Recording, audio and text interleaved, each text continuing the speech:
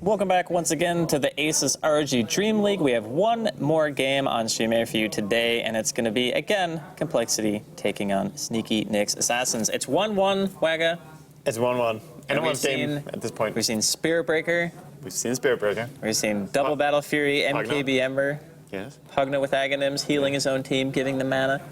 Now can it be Pugna, gift me mana? It can actually. It can actually be. He gives more mana than a coL. Yes. At the cost of his own life. Well, I mean, you don't have to die, but you can get pretty close. He was pretty close last game. You pretty much have to. Yeah, okay. Well, if you sacrifice yourself, at least you're giving something away. So instead of space created, it's just team healed. Team healed. There should be one of those on the chat wheel. Team healed. Team healed. Dude, I would use that after I suicide with my Bloodstone. Do that sometimes. What heroes do you play that actually you buy Bloodstone on? Like Timber, I guess? I play, mostly Timber. Yeah, I was going to say, I don't think you play that many other Bloodstone heroes. No, Bloodstone is a good item when you're snowballing. You don't understand. It's really good. What else do you buy it on? On TA, sometimes? It's TA, really? Yeah. TA Bloodstone? It has happened, yes. 6K MMR player. Come on now. If you're getting a lot of kills, having a Bloodstone is amazing. But think of the mana. Think of the charges, man. All right, so we're just waiting for the game to start. Yeah. We saw game one. I would say that Complexity took it pretty handily. There wasn't any stage in the game where I really thought that after like the first 10 minutes that SNA were ever really ahead. It looked pretty over, to be honest. And a lot of it also went to the fact that they managed to shut down the sniper during the laning stage. I would actually give it to that, because they did some really nice rotations with their Spirit Breaker, as we mentioned during the game. They didn't charge through any wards, they charged from the lane and so on. And there was no one to stop him. So if you die twice on your laning stage as a sniper, you fall behind. Even getting a triple kill from one of the fights there, he couldn't catch up completely. Yeah. And we just never saw him be relevant. Well, actually, after he got that triple kill, I want to say he bought a Midas. Yeah. Right? And then Mask of Madness. You had Aquila, Midas. The Mask of Madness didn't come until after he had a Yasha. But if he bought one right there. Yeah, if he had one right there, maybe the damage would have been enough. Maybe. And then he would have had to go into like something like Crystallis or something. I mean, there's no point. I don't think the Manta style makes a lot of sense, because there's no point trying to play, okay, I want something that gives me a little bit of survivability. Like, screw that. Like, you're not living if they get to you. It's the true what if they get me scenario. You just want to have as much damage as possible. Either Desolator build or Mask of Madness and just farm fast, kill fast kind of build. And just stand behind your team. Try and hide. But the issue, I mean, we already talked about that Spirit Breaker did not care about anything, clicked his BKB and charged in with nothing to stop him. Yeah. And at that point, I don't think any item build can really save you. Sure, maybe a Blink Dagger, Blink back, but that just means you die in your tier 4 towers instead of dying in your tier 3 towers. Yeah, I mean, it wouldn't change anything. He had no survivability, really. Yeah. Like, the Manta's one thing, but it gives you, what, 10 stats? Like, HP, that's 190 health. Not really spectacular, and plus, if you ever get caught with a Mask of Madness on, it's even worse. Yeah. You just get smashed even harder. But the last, I think you're dead or dead. It doesn't make a difference either way. It depends on the variances of dead are key here. All right. Yeah. You could be like super dead. Mm-hmm. You could be like ultra dead, which is like one step up. True. Or you could be surrounded by 7 CK dead. Yeah, that's super mega dead. Right? Actually, completely dead. That's the highest tier of dead, super mega dead. All right, we're heading into the final game here with Complexity and Sneaky Nick's Assassins playing in their 3 best-of-1 series. So this time, first ban, Death Prophet once again. We have seen her being banned in every single game here. Yep. A lot of respect being given to this hero, even though she has had some cooldown nerfs in the recent patches. It's still very strong. Yeah, I mean, 145 seconds is quite a long time, but in pub games, I think the cooldown is more impactful than in pro games, because it's very easy to just be like, oh yeah, we're going to push now. And then you use the ulti, and the ulti usually has full effectiveness. Whereas in pubs, it's kind of like scatterbrained, and you're not entirely sure if the ulti is going to kill a tower or not, or you might be forced to use one during a team fight. So I feel like it's a lot easier to utilize longer cooldown ultis in a pro game setting, because you're just on the same page with your team. So I still feel like it's definitely worthy of a ban. The hero is still ridiculous, in my opinion. Amazing wave push, very good tower push, great team fighter, just all around really, really good hero. Yes, true. She is really, really strong. And again, we're going to see a respect ban on this Ember Spirit, which makes a lot of sense, as in the first game we saw Ember Spirit get very, very strong when played by Melons there. But that was more about the game going towards the super late game, and Complexities seem to be the ones playing a little bit better when it goes to the late game than Sneaky Nick's Assassins. They had the heroes for it too, though, to be fair. Yeah, I mean, they're drafting for it and they're playing around it a little bit more, in my opinion. So this game, Razor, gonna be first pick. Picked first once again, same as in last game. Yeah, of course, SNA had it last game. TC played it. This time it's going to be going to Complexity, so I'm assuming it's probably going to end up being Melons because he goes mid. It could be safe lane, though, because they did send the safe lane Brew last game, and I think that safe lane Razor is okay if you want to have like really active supports, and there's maybe an offlaner that you can deal with quite handedly as a Razor, which is basically all of them because Razor's great in 1v1. True. But we'll see what they want to do. It's situational to what the enemy picks and what you really want to get as well. As you mentioned, he is pretty flexible on what lane he wants to go to. He's a very nice mid hero to have, though, because he's so hard to bring down, very tanky, and also dominates the lane quite handily with plasma field spam. So we'll see if there's going to be some Skywrath Brewmaster pick here. Would be the go-to picks, as we have seen in the previous games in these best-of-1 series. At the very least, I would want to take Sky if you weren't going to take Brew, just to deter the Brew pick coming out from Complexity. Just to have a way of saying, if we don't want to play the Brew necessarily, it's still countering if they want to take it from us after the fact.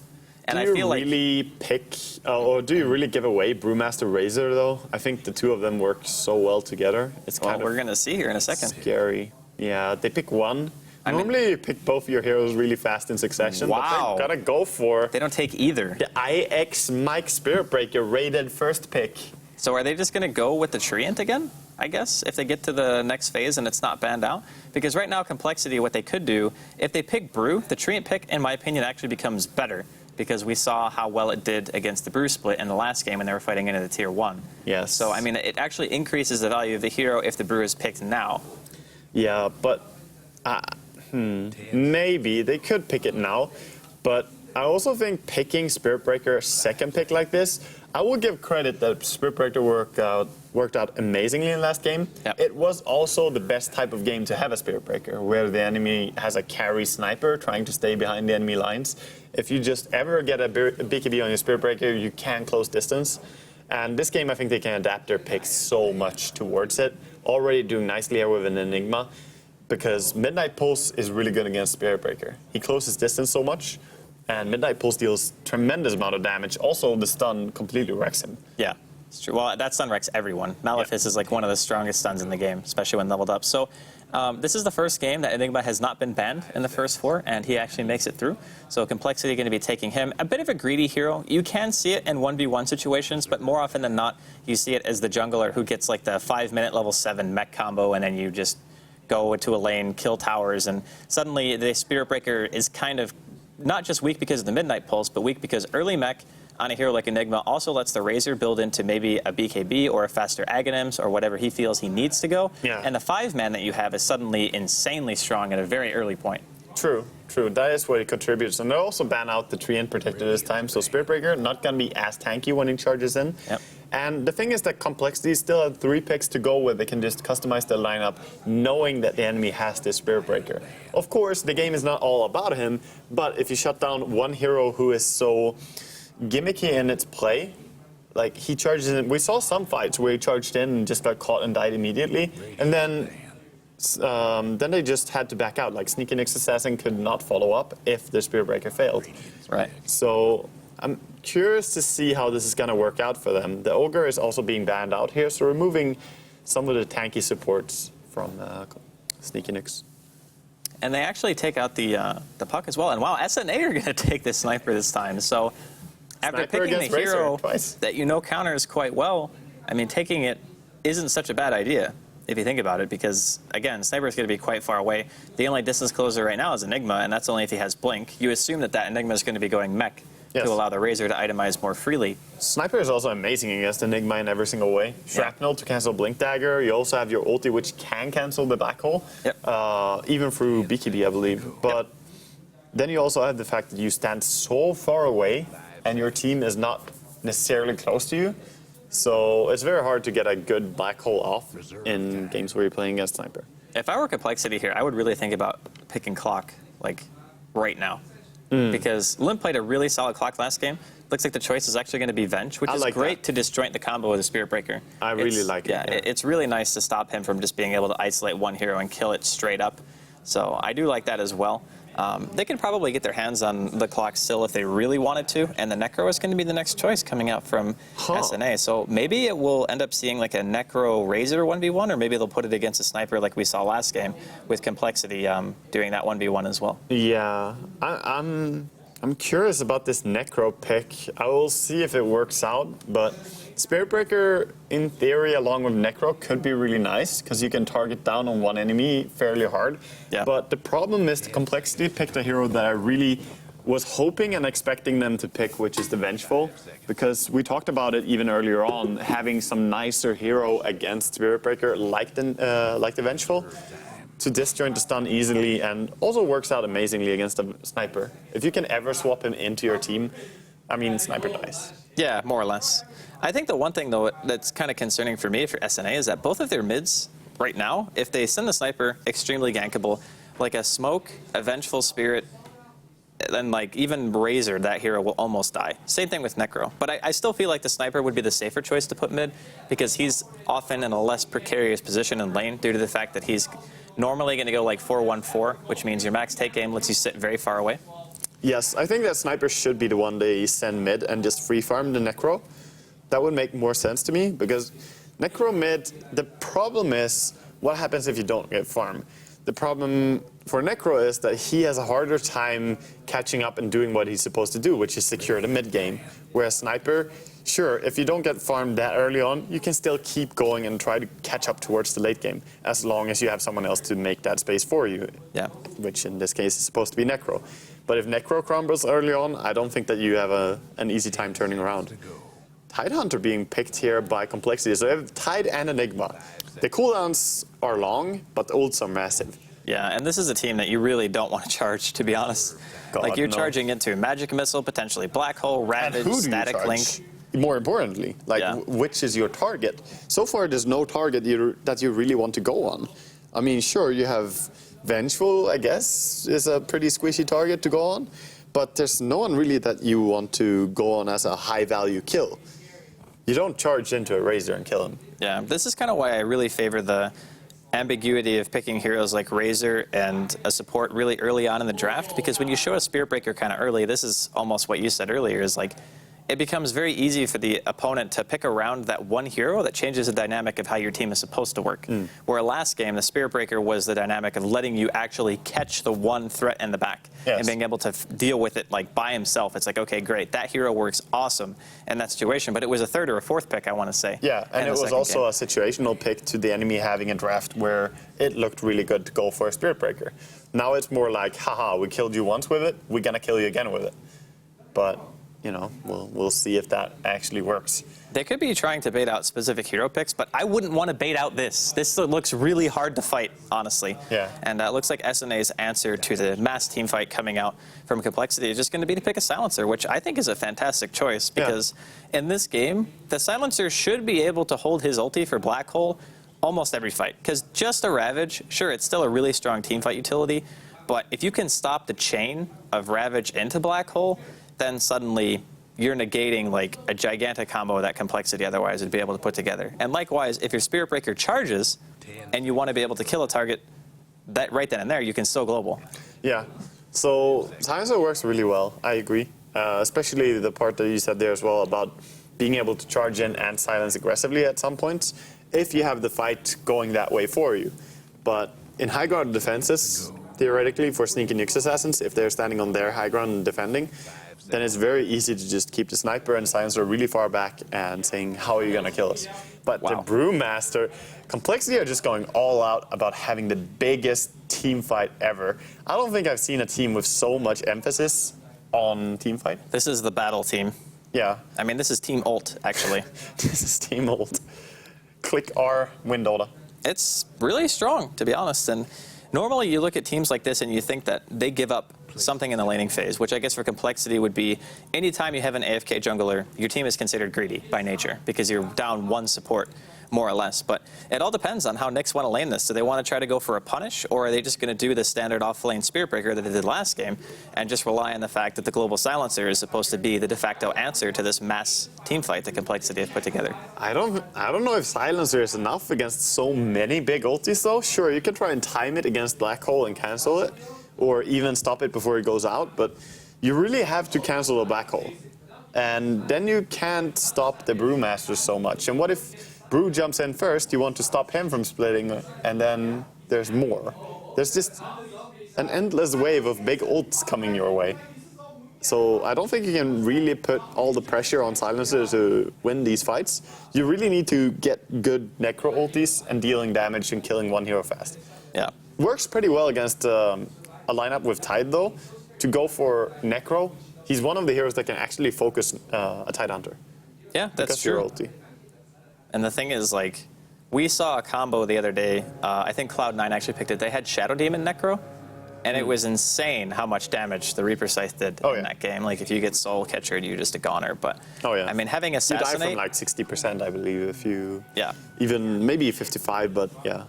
Having Assassinate and Reaper Scythe is kind of like the same thing, more or less. Because if you Death Pulse, Assassinate, Reaper Scythe, that's already a tremendous amount of damage.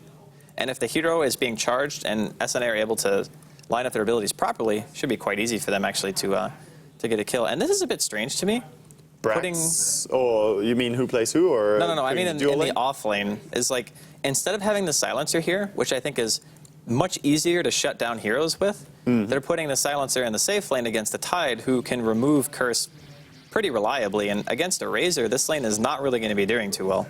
Yeah, and Silencer is not even going to harass that much. He's just running away to immediately do a pull and let the Necro one-on-one. But to be honest, Necro one-on-one against Tide is an easy lane. I mean, Tide does not fare well against the Necro. Even though he has 8 tangles on the beginning of this lane, the damage you take from Heartstopper aura is insane.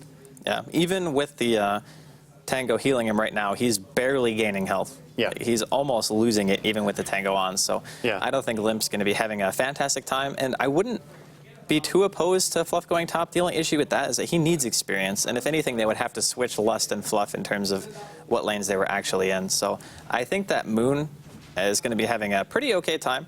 A Spirit Breaker will be getting more farm than he did last game, which I guess is good for SNA if he can get a BKB again and Treads that proved to be quite powerful. Yes, but then we also have the hero that we haven't really mentioned, and that is of course the Enigma in the jungle, farming up, doing nothing but just hitting the creeps as hard as possible, and he is a really fast jungler.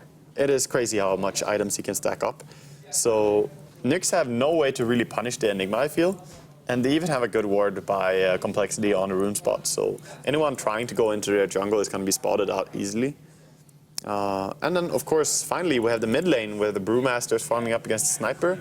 And Brax seems to be doing a little bit better than we saw the Sniper do last game. He has already 6 last hits and 4 creeps coming in under his tower as well. So, I mean, assuming he would get all these creeps, he would be ahead in CS. But hitting on the tower is pretty hard sometimes as a Sniper. Yeah, your base damage is not fantastic. But he got, 2 out of, 5 or something like that? Yeah. Isn't too bad. And a lot of those creeps are already quite low. It's really annoying when you have, like, that perfect threshold of HP on a creep and you know that you don't have time to hit it twice. And you're like, oh, I'm just not getting that, basically, unless I get a headshot or something. So yeah, that's true.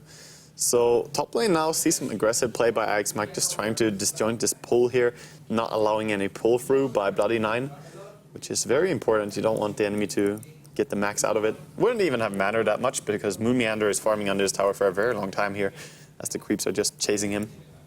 Fluff and stuff actually doing a triple pull through going into the big camp as well. Or that was, no, it was a straight pull through, I'm sorry, because the normal camp is blocked up by the Tide Hunter. Yeah. So in terms of Enigma jungle, I'm not entirely sure what your experience is like with it. Actually, I might have to hold that thought as IX Mike. He's going to get drained here.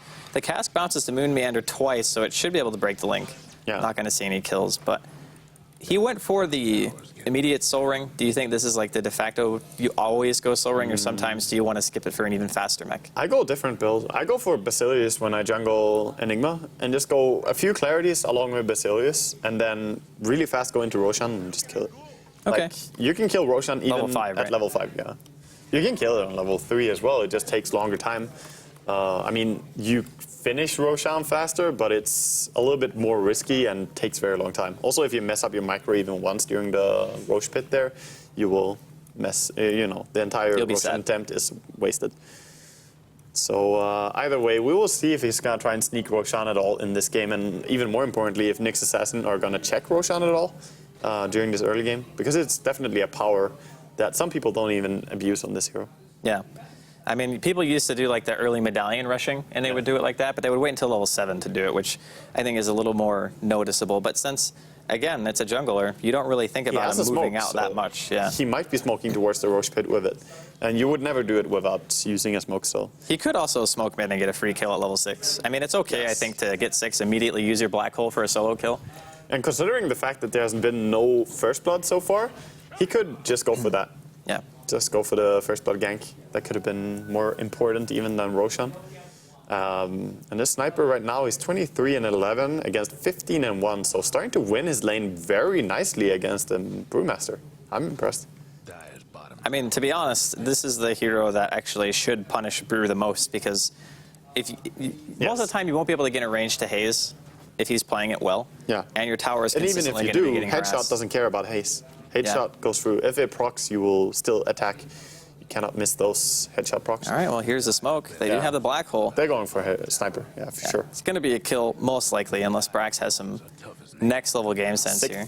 Sense. And this is coming in from a great angle as well. Brew walking forward, making it a bit obvious, but he's going to run Brax right into Z-Freak and Bloody 9. So yeah, there's going to be a first blood. Swinmelons picks it up. You know what I would like to see right after that? Just another smoke and go immediately into Roche with the Enigma. And of course, Venge can go to whatever he wants. But right now, after that gank, I don't think people will go and like, oh yeah, he's doing Roche. Yeah. It would be a nice. It's not obvious at all. Yeah. But that would also mean that he does have another smoke. Venge preferably should go somewhere else. Yeah, that's why I'm also saying it. But I think the Venge will use the first smoke. Yeah. This one is not even on cooldown. Or they just wrap around for round 2, because they did not use they didn't use black hole. No. We'll see what they decide. Oh, he has sentries too, so maybe he wants to see if there's D wards. Yeah, he would need to take a creep anyway if he wants to go Roshan, because you can't go in there unless you have already summoned something. Man, that was a pretty ballsy move from Brax, actually. Walking into a top room with 0 vision. Yeah. When you can't see the supports. That was ballsy, definitely. Doesn't care, man. Doesn't care at all. Bottom lane being pushed quite a lot here by Necro. Yeah, they even killed the Tidehunter as well. They are rotating in, trying to get a kill here. Might get the silencer. Oh, are they close enough? Yeah, they are fast enough. Oh, wow, they are scared. Oh, that's the tight play right there. But that to be was honest, so scared. Yeah, the Tidehunter was dead, so I guess they didn't want to go, but... Yeah, but what killing potential do they have? I mean, if you just ask, it's like, did he Reaper you? You say, yes, he Reapered. And then it's like, okay, well, if we just black hole or use like Malefice stun, it's like a free kill. Yeah, maybe they didn't want to use the... Because they would probably have to use the black hole to bring it out in the silence, to be honest. But maybe they just didn't want to do it for 1 kill. I still think it's worth, though. Early on in the game, using black hole just to get a single kill is pretty good. Yeah, this team, like, Nyx doesn't really have amazing 5-man, so it makes sense to just use the ability to make sure that you get something out of it. Because otherwise, it's already been off cooldown for almost 3 minutes. So, what do you think? Should they have gone for the Roshan instead? Would it have been better? Well, I think getting the first kill was good because it was first blood. Yeah, but after that, I'm saying. Yeah, I think they should have just went immediately to Roshan. But it's not one of those things that's even super obvious to the person playing it, because you might assume that the ward is still there bottom, which it is. So, or was that a new one? They were smoked. That's a new one, yeah, okay. That's a new ward. So they didn't even have a ward, but you can't know for sure. And he bought sentries to try to de-ward. They had a ward there for a while, but it died. But they could have just walked in with their smoke there. I still think they could have used that. So a little bit of, you know, value lost from the hero, I would say. Bottom tower is being punished so much by this siege creep and the push from Silencer and Necro. Meanwhile, though, this time Sniper going for the rune again, being ballsy. Oh my God. Ballsy to say the least. Has absolutely no vision. Can't see either support. And no fear, man. They might have the black hole, but that's perfectly fine for 2 supports. They don't mind at all. And even at that, he's going to live for a while after the black hole. So it took them long enough. But tower went down on bottom lane. No deny. Silence actually got lasted. He getting that money. And speaking of, another Midas from TC. He really likes this item in pretty much every scenario. Yeah. And I would say that Complexity still has some decent pushing potential. Anytime you have an Enigma on your team, you have to think to yourself, okay, well... I'm going to have to say the same thing again. I don't like this Midas on Necro. I don't think that it's the right type of hero to go Midas on. But so you don't think rushing level 2 ulti is worth it? No, I really don't think so. I mean, Midas always Lumi thinks that Midas is the best item. That's why you're not 5k. Yeah. Got him. That's also why I'm not 5k. Double got him. Either way, both teams right now just playing fairly static. I mean, obviously, when you don't have black hole, there's not much openings on the map for complexity right now. They're just trying to play safe and not let the Spirit Breaker get any urn charges by ganking. But at the same time, I feel Spirit Breaker is just protecting the sniper, trying to get some farm on him. Yeah, he's still farming pretty well, to be honest. It's not like 2 deaths, though. he's got 2 deaths, but at the end of the day, he's still dealing guaranteed damage to the tier 1, right? So that tier 1's going to drop eventually. His team will be able to help him get a little bit of space because even though they're pressuring the sniper heavily, they've left TC alone completely. Yes. And as much as you don't agree with the Midas choice, it's just like, if he gets to do this... Yeah, he is farming very, very quick. I mean, this is more the scary part than him having a Midas. It's just the fact that he's rushing through the jungle really fast now and clearing it so quickly. Yeah. So definitely scary. Denies the bottom rune as well. No one is going to pick that Invis rune. Just hitting it from the high ground. And the spam is real on mid lane. Just keeps going with the shrapnel. And the tower slowly being brought down. Bloody Nine has nothing to do right now. There's no obvious gank that he can do. And even if there was, it would be obvious. I think they're just prioritizing him getting level 6, actually. Like, Yeah. that's why he's just sitting mid-soaking right now, because he's quite close. And having a swap, again, for a Spirit Breaker who is level 6 is Yeah. also very nice. Yeah, not even so much for the Spirit Breaker in particular, but like for whoever has the sad turn to be targeted by him. Yeah. Of course, you could just swap Spirit. Oh, they're trying to chase here. This is, nice Ravage, actually. But, I mean, How are much they going is to get your anything life else worth? out of it? He misses the clap. He blinks forward. Swindlemelon's going on chase right now, trying to find Fluff and stuff. IX Mike looking for a TP out, and so is Fluff. They might be the able to do it. The silence global TP out actually from gets 2 them of them. out. Yeah, really nicely timed. Yeah, that was the Fluff and Stuff bailout, yo. And mid lane still being pressured here, so really nice play by Nyx Assassin coordinating that TP out. Yeah, and just really quick, going to give a shout out to the people joining us from the B stream, because Lumi and Bruno are done, as that is why they're standing next to us. Yes. So, and yeah, Cloud9, 3-0 in complexity, quite convincing. I saw like one part of that game, and it looked like it was pretty close. I'm guessing complexity didn't manage to seal it. It was the one with the TA, like Swindle was really farmed, and then OD refresher, Tidehunter refresher. Wow. All right. So, of course, this game is live. The other ones were replays, so we are currently spectating this as it's happening. Screw the replays, man. This bottom push is happening right now. As soon as you see, right now. Whenever you see the Enigma have black already, this is when complexity can do something. And with Razor, they can just pressure so much bottom. I say that they need the black hole. They actually have so many big ultis that they might be able to go without black hole as well. But definitely, when this is up, there's no way that Nyx can fight against it, especially with the Blink Midas build from the Necro. Yeah, being able to stagger is quite nice. You can, like, So black hole... weak, though. The Necrolite, you mean? Or Yes. Necrophos, I guess. Yes. But the one nice thing about having the blink is that if the Spirit Breaker goes in, gets a charge target, you follow it with a Reaper, Yeah. it's almost a guaranteed kill, right? So whoever you go on, if it's the Tide, if it's the Enigma, if it's the Brew even, you might be able to kill him. He's probably the hardest target, though. Yeah, that's true. They should be able to bring in one down and use your Midas. There we go. Nice. What a blink. Value. That was a really good blink out, and now they're trying to chase them here. They have the swap, but Vengeful is pretty slow. Oh, I think that might have been a mistake. she got running it, that she got way. it. Yeah. I think he might have just been better off going for the TP, but TC is going to walk into lane, and unfortunately, he's going to throw out the Reaper. Does a little bit of damage, but it's Yeah, only level 1. The Assassinate. Boom, That's got the him. combo we were talking about. So much The damage, charge. but Spirit Breaker They want is in more. here. IX Mike, he knows no fear. He's going to get the ulti God, off, but the no cask. damage is being dealt. The cask bouncing to Moon. Once again, the Death Ward seals it. It's going to be a split. Melons, he wants some kills here. Is he going to be able to find any, though? These heroes are not really taking that much here health. in a second as well. He's coming here. Vengeful is ready as well. Does she have a stun? She doesn't right now. And no one cares about Witch Doctor. Witch Doctor is like, just like, IX did you Mike, forget me? he's coming back in. The Witch Doctor from the back. The cask is just bouncing to everyone. It's absolutely murdering them right now. The Ravage comes out and the Black Hole onto 2. IX Mike and Lust both going to be dropping here for sure. It's a double kill the for Tickle Limp. Master. TC blinks in. He gets a Death Pulse off. Brax trying to kite around in the trees right now. The Malefice doing quite a bit of damage to him. The last tick actually gets him. TC on chase, has a blink up in 1 second. I don't think he's going to get that, though. It's too much health. Okay, so pretty much everything dying Yeah. is what happened there. And good thing for Sniper is that he got his Mithril Hammer before he died. So at least he got a lot of value out of it. And that was a pretty good fight considering the fact that you used Ravage, you used Brewmaster Split, you used Black Hole. So every single spell is on cooldown now for complexity, whereas when you look over to what's decided some Nyx assassins, they have really, really low cooldowns. They can just keep going. Even the Silence ulti, which is pretty long cooldown, it has been even longer before. So now they will probably force the action.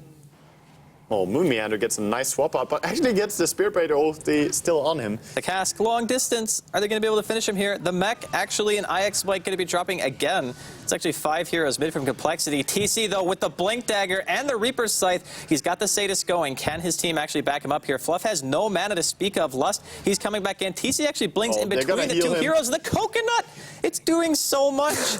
Oh my god, what an ability. Melons is going to die too. It's a double kill for Fluff. He's actually making their whole team stupid. Yeah, just they're losing so much end right now. Oh my god. Becoming idiots. Disaster. Yeah, to the point where they won't be able to click ulti anymore. That Witch Doctor cask was amazing. And he already had like 3 of these casks where they just keep bouncing between heroes and doing so much. I think Complexity, they need to take fights on the lane with creeps nearby, because right now they're just hugging too much and getting punished. Yeah, fighting in areas like that are super isolated. I love the fact that TC actually aggressively blinked and like forced them to stay around, because if a hero blinks in the middle of you and it's a Necro with like no strength and no armor or anything, you're like, oh, I just want to kill him right away, right? Yes. So keeping them in the vicinity to drag the Coconut is good. And he's actually going Dagon. Yeah, so I kind of like it, to be honest. In this game, Dagon is pretty good. Yeah, he can slay people. And he's playing a very interesting take on the Necrophos. He doesn't want to be tanky at all. He just wants to assassinate people along with the sniper.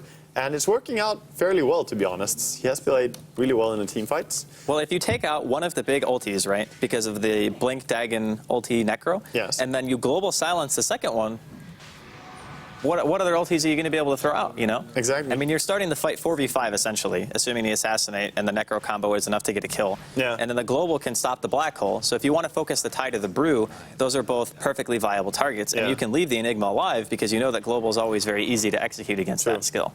Also, a point that I would like to make is something I said during the draft stage, that I've pretty much never seen a team go for so much the team fights as Complexity's draft is going.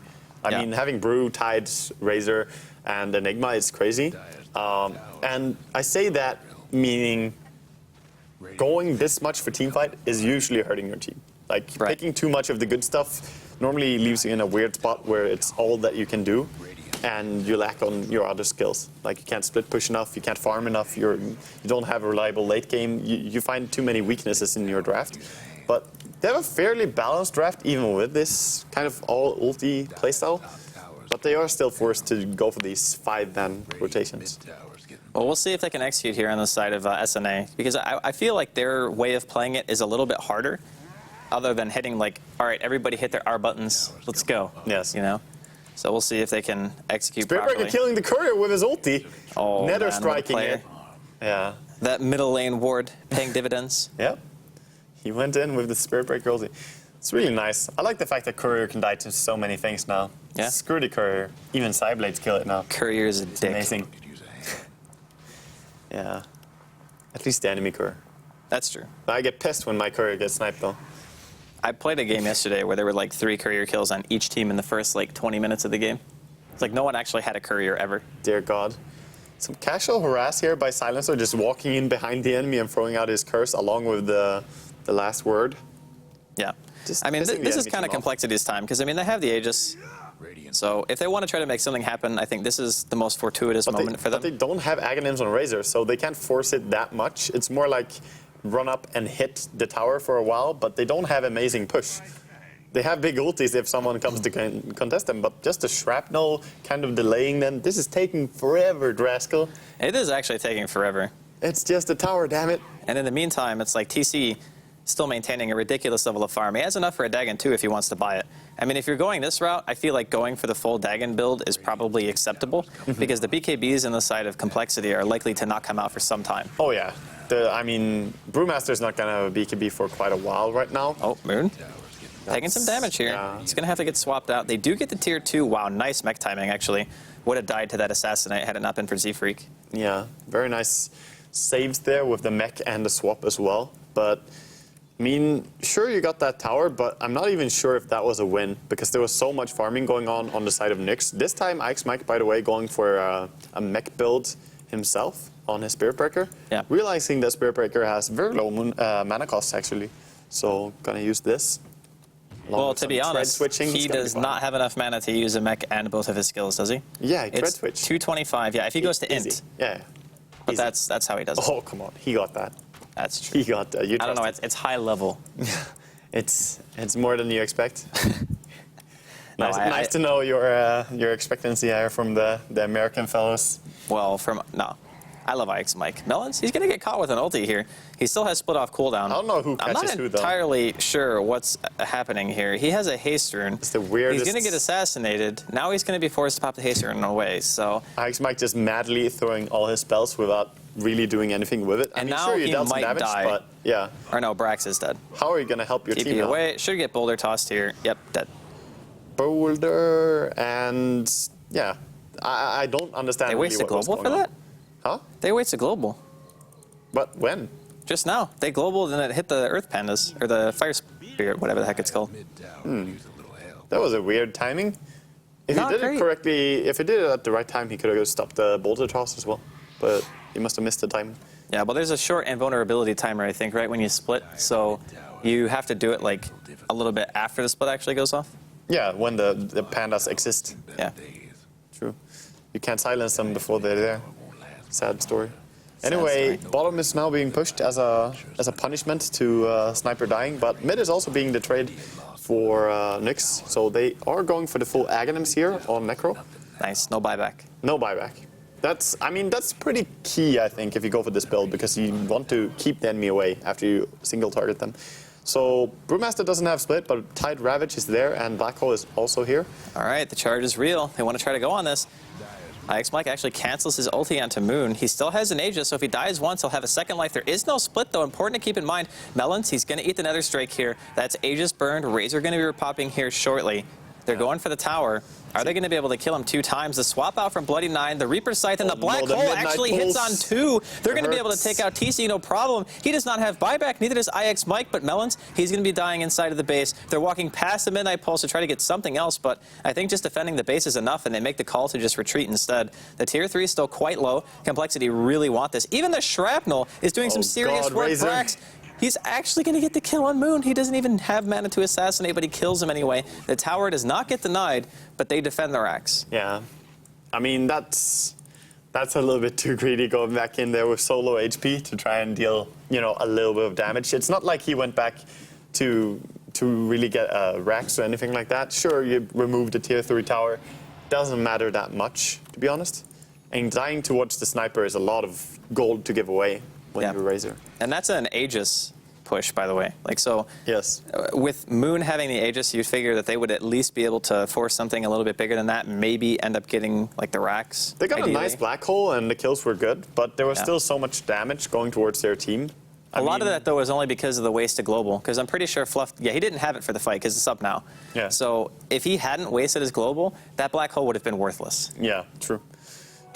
But instead, it was the silence that was worthless. Oh, this time, so Bloody yeah. Nine dead with no buyback and 70 seconds death, 22 minutes in on As a support. level 10 support. Yeah. I mean, you expect to be gone for 30 seconds at this point, but instead, or actually 40 seconds, but instead he's just gone for so long with no chance of rejoining his team. And this could even be a mid push, Oh, IX Mike, please. What are you doing in there, He's bro? stuck. Come on, buddy. I mean, he can charge out another 5 seconds You can or get so. out of that, buddy. Yeah. Yeah. He's going to leave the conversion up, I think, to charge too. I'm kind of not agreeing with his skill build, by the way. Level 1 charge. I think it's really good to max it. Because your charge getting faster, while it may not seem like a big thing, actually does quite a lot. And also the stun duration going from 1.2 to 2.4 is a big change. That's true. But maybe he feels that the empowering haste is really important for his team. Well, it's like, what, a max rank 36% movement speed if you activate it? It's actually 27. Oh, 27%. it's not a double, it's just a 50% increase? Yes, exactly. Yeah, okay, so it's 27. 27 is Still a really, lot. That's a lot of movement speed, though. Yeah. That's almost making everyone in your team run near haste or at least over 500. Yeah, but then you also lose some of the effect afterwards, so it's interesting. Oh, this is a nice little smoke rotation here. They have a nice ward as well, scouting the movements of Silencer. Might want to jump him. It's a good target. And they're going to throw out the clap. He has a force staff, gets away. The split is used. He wants to get the heck out of here. They're committing quite a bit to trying to get this kill. Brax goes in, throws the shrapnel. They're killing the Fire Panda immediately. The split is completely wasted at this point. They're going to kill one of the spirits. IX Mike goes in. Blink Ravage, more of a zoning Ravage than anything else. They will be able to secure IX Mike, though. Not going to be able to use the mech before he drops. TC going in, kills the Enigma straight away. TC still alive, has the Dagon up. He's not even going to need to use it. Brax blinking forward, picks up the double. They want to try to get Bloody 9 as well. Are they going to be able to get anything to cancel that TP? Looks like they won't. Okay, that was difference right there from the previous games that we watched. Yeah, exactly. Yeah. The Witch Doctor just brought everyone down so fast with his ulti. Even though it was just a level 1 ulti when he was casting it, it was still dealing wicked DPS. And Sniper, of course, with the Blink Dagger build, I really like this against a team that has so many different spells to catch you. To go Blink Dagger on Sniper, while it doesn't sound amazing because you get no damage from it, it is pretty good to just position yourself in here. We have Bloody 9. Oh, this is the combo. Okay, he doesn't even need help. Assassinate, blink in, and shoot him. I mean, he was going to get charged anyway, so yeah. It's like he was screwed no matter what. And SNA taking a, I wouldn't say a massive lead, but they definitely have the advantage right now. And the problem with Complexity is that they keep using all of their ultis. Well, they use 2 out of 3, different sinks, right? Yeah, like they go and they split. They didn't just commit everything to try to kill the Silencer. The Global came out. Z-Freak ended up dying to TC before he was able to Black Hole. And then everything just kind of went down the drain. Yeah. So they're not actually accomplishing that much with their ultis. And a lot of this, I want to say, is because, mid lane, they're trying to get the Tidehunter. Can't kill him with this ulti from Necro. Would need a higher level Dagon. Now might be some chase here, but how do you actually catch up to this team? I mean, Spirit Breaker is just there, and look at this, 444 movement speed now on Silencer as he activates the aura. Don't charge the... Okay, he charged the Brewmaster instead. That was good. Otherwise, he would have purged his own DD rune. Yeah, true. Oh, Swindle gonna get ulted here. He's going for the Primal Split. He actually gets bashed. Are they gonna kill him in time? Unfortunately so not. Close. IX Mike wanting to get the hell out of here. Static Link giving Moon quite a bit of damage. Black Hole is up, but no blink on him. He has to walk in. The walk Black Hole, can he get it? I don't think he needs to. The Death Ward, though, doing so much damage. He's going to be able to Dagon Moon down Z-Freak. He turns around, gets a one-man Black Hole. He's going to die. I think the full Black Hole was still fine anyway. Yeah. Like, it was almost a full duration. It was really good. Running away here from the Mist. Oh, he's dead. He's dead. Yes, even the last word on him as well. But meanwhile, in the background, we have Vengeful also going down to Spirit Breaker. And trying to get away now is Limp, the only one surviving. And his Ravage just came up. Yeah. See, that's a problem. Like, when you pick this many long cooldown ultis, they usually desync in different ways. So it's really hard to execute the team fight, even though it seems like, you have all these beautiful things, just throw them out there, right? Yeah. But it doesn't work that way in reality. Uh-oh. Bottom lane. Alright, he blinked away. Blink Dagger is a good item. It's fine. So, I mean, if you're Complexity at this stage, are you just relying on trying to make sure that all your abilities sync up properly and try, if you can, to catch the Silencer? I mean, it's fine to use them in different syncs if they're good ultis, but we haven't actually seen any 3-man ulti from Enigma, and we haven't seen a 5-man Ravage. I mean, we saw a pretty good 3-man Ravage earlier on, which is decent, but that's really the minimum you want to hit with a Ravage anyway, 3 heroes. And that was even with his own team not actually hitting the enemy that much. Sure, they brought down the Spirit Breaker, but they couldn't focus more than just one hero. So it's just lackluster, and that's because Sniper is amazing at staying out of the fights. We talked about it during the draft. Sniper is really good against Enigma already. Just staying back, and how are you going to target more than 2 heroes at most with any of these ultis? Well, Roshan attempt now from Complexity, and I think it's... I don't want to say a total outdraft, but the way that SNA are playing it is very smart. Like, they have the blink initiation. So smart, Nyx Assassins. Okay, so I mean, that's a really long abbreviation. IX Mike just charging over the Roshan pit. He really wants to go for Moon here, just isolating him from the fight. They're going to pop the Global Silence. Z-Freak dies without being able to do a single thing. Melons now continuing to chase. Force pop his split. The Ravage hits nothing. Not a single one. Shiver, please. Oh, no. Oh, God, this is not great. TC's actually kind of isolated at the moment. He's going to be forced to TP out. Losing quite a bit of armor there from the Eye of the Storm. Here comes the Cask and the Death Ward. He's going to take out He doesn't Moon. care. Oh, man, Bloody Nine and Moon both dropping there to the death ward. Limp getting shot down by the sniper. Now they're going to chase on a Swindle Melons. He's going to try to TP away. Well. Yeah, the damage is too much. Okay. It's a team wipe. I feel sad right now. I just don't know what they're supposed to do when, like, one hero gets deleted, right? Because you blink in, you immediately Reaper, you dag in, and then if you don't die from that, there's global silence too. I don't know, Dastu. I think something should be deleted after missing a Ravage on everything with Blink and Force Staff. Okay? Just, you know, you can customize your pick screen, right? Just take Tidehunter off of it. Just don't. True, just remove him. Pick another hero. That's true. But what do you do when your captain drafts the hero? I don't know. I mean, to be honest, he could have gotten hit by like a stray Maelstrom proc or something like that. I don't think he was in shrapnel. His blink was not ready. He already blinked. Okay, so he actually just ravaged. I think there was no excuse for that one. I was trying to give him the benefit of the doubt. He thought the tentacles were longer, I think. He was trying to reach something that was too far away. So, unfortunate. Anyway, now they have cooldown on Ravage and cooldown Brewmaster Split as well, while we see Nyx Assassins, they don't even need to stress that much. They can just sit back, to be honest, but they gotta do a little bit of a poke here. But I think they should back off. I just want to see TC buy 3 Dagon upgrades, like, right now. You have 4,000 gold, upgrade your Dagon. Get it on par. It's so good. You know what's also so good? This Mjolnir, just put it on Spirit Breaker, charge in. Yeah, pretty legit. TC going for the insta-kill here. He's going to be able to take out the Venge. No buyback. 70 seconds on the sidelines. Still has his Aegis. Out as well. Okay, so they are actually the sneaky Nyx Assassins right now. They are living up to their name, just blinking in, assassinating one, and not even having buyback available. Well, it's sneaky Necrophos Assassins, which doesn't sound nearly as cool. It does sound very strange. I'm telling you, man, Dagon upgrade. Let's do it. Yeah. I think even getting Ethereal Blade is not as good because of the projectile speed. They're going for it, trying to rush in here. They have their Aegis on Necro. They're going to pop the global silence. The Death Ward doing some serious work here. Moon and Z-Freak just getting annihilated by it. The Panda Split's already popped here. They're going to be able to take out the Fire Spirit just from auto attacks. The Ravage is now up. It actually hits on 3 and the Black Hole to follow it up straight away. Fluff, IX, Mike, and Lust all in, but the damage is just not there. They have the heal going. TC, he goes back in. He wants to get a kill here. If he can get some Sadist rolling, he'll be more than fine. He doesn't have his Reaper Scythe up for another 10 seconds, and only 2 dropping on the side of Complexity, but the charge comes in from IX Mike. Here comes the Death Pulse. Melons, he's going to be dropping. Brax picks up the double. He buys back straight away. It's looking pretty dark right now, Dan.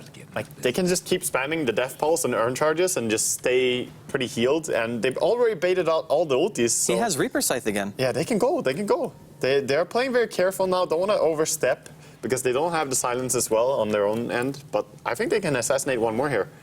Sneaky Necrophos. Sneaky Necrophos Assassins. There's nothing sneaky about that. It is. What do you mean? Really He blinks in. He has a blink against Dagon. It's so sneaky. Oh, here comes the ulti. The Dagon to follow it up. He doesn't actually get the kill with the combo, but Brax is able to finish him off. Swap inside of the base on a TC. Just casually walks out, I guess. No stun for him. Limp taking a ton of damage here from auto attacks. Just getting the Glaives of Wisdom and the attacks from Brax. Moon Everyone's pops so the low BKB. HP right now. He gets ulted though, so the static link finally breaks. Is Brax going to be able to run away from this? Moon's actually quite fast. Has the drums on the backline. We're going to see Bloody Knight actually fall. Fluff and IX Mike just going ham, and they just called it GG. Yeah. IX Mike just man-fighting Z-Freak, who eventually does take him down, but that's it. All right, that game was just a crumble. The crumble. Crumbling. Yeah, that was crumbling. Unfortunate. Without even Envy being in the game, it was full crumble. So it ends the series 2-1 in favor of SNA. Yes. Which still, sneaky Necrophos Assassins still works. Actually, still an yes. N. Yeah. Yeah, it's legit. Bruno saying it's not sneaky. Screw you. I say it's just as sneaky as anything else. You can be anything you want to be on this show, Bruno. Okay, if you say so. All right. And of course, we're going to be hopping back into the studio here in just a second, and we'll be rejoined by the boy in blue, and then they haven't been doing anything for so long. They've just been walking around. They had like 2 15-minute games. And a 70-minute game. Yeah, but I mean, our games were still overall longer. 70 plus 15 plus 15, 100 minutes, an average of 33 minutes per game. Yeah, but ours was like an average of 45 minutes. Games, if you count in the draft. At least. Still not there. Yeah. Anyways, how's it going, guys? Oh, it's pretty nice. We had some interesting drafts, to say the least. You got to cast 2 Spirit Breaker games? 2 sniper games. 2 sniper games, 1 silencer Spirit Breaker, game. 100% win. Yeah, 100% I think in this tournament, yeah. Spirit Breaker OP. Wait, so Complexity picked Sniper into a Spirit Breaker. And they won. No, they lost. I mean, I the thought Spirit Sniper Breaker. 100%. No, like they No, picked. no, no. Spear Breaker is 100%. They were on the same team as well. Sniper along with the. No, but This then last game game 2. was- Oh yeah. In game 2, like, Sneaky Nick's Assassin picked the Spirit Breaker, and coL is like, yeah, we know the counter. Yeah, the mini sniper. stun from the sniper. Oh, wait. Oh wait. It used to be really good. It used to be. Yeah. It didn't. No, it wasn't. Actually, what do you guys think about Jakiro as a quote-unquote counter? Like, when you just drop up Ice Path in the middle of the fight, and you see the Spirit Breaker charge in, and he's just like, oh. He like trips and he's like, He doesn't even trip, he's just like, stops. Hammer time. red light, green light. I think it's okay, but it's one of those things that you have to be able to see in advance to be able to reliably execute. I don't think with Jakiro being so sluggish of a hero, like extremely slow, I don't think he's a like, Really? counter, Like, really. he has things like Yul's, Ice Path, yeah, Liquid Fire. to an extent. I mean, but Liquid Fire to his I mean- Breaker hurts. I don't know. I think most heroes work pretty well against Bristleback. Bristleback Spirit Breaker. Just maybe not the entire style that they were playing. I think they outdrafted himself in this last game that we watched, to be honest. You weren't happy with their too heavy of investment of AoE ults. Yeah, I mean, they just put in Brewmaster Split, Tidehunter Ravage, and Black Hole in the same team. It doesn't help if your ultimates are not hitting on point. Or not Yes. hitting at all. Yes. Like Yes. the Ravage. You caught that. Okay, so Complexity will finish today dropping 3 games to Cloud9. And 2 games to They're- Sneaky Nick's Assassins. they're 1 and 5. The So, standings Yeah, look let's like look at this. standings. You're stealing my this. thunder, Bruno. That was my segue. Damn You're it. the sheep, Lumi. Man. You only Not on follow. this show. Not on this show. I am I am the shepherd. Jesus Christ on this show right now. Cloud9, 5-1. Complexity cannot reach Cloud9, so Cloud9 will at least be third. EG being 1-2. Of course, they still have chance, and they will play tomorrow versus Sneaky Nick's Assassins. Sneaky Nick's Assassins 2-1, but they still need to play against EG and Cloud9. I like the way you say Sneaky Nick's Assassins. How do I say Sneaky Nick's Assassins? Say it again. Sneaky Nick's Assassins? Again. You Sneaky Nick's enunciate it Assassins? very well, actually, Yeah. and very quickly. Yeah, it's really quick. Yeah. Sure. It's amazing. Much better than us. Yeah, we were like, snit. Okay. Call them nerds. Anyways, that's Call them them. nerds, Cloud9 pretty much qualified. They have to, I'd say, win one more game to be 100% sure, and they will play that game on Thursday. Whether it's going to be a broadcast or when it's going to be broadcast, it really depends on production, because it means people being here in the studio. So we'll see what happens with that, and you'll probably know tomorrow. But speaking of tomorrow, what do we have tomorrow, Lumi? Let's see the schedules.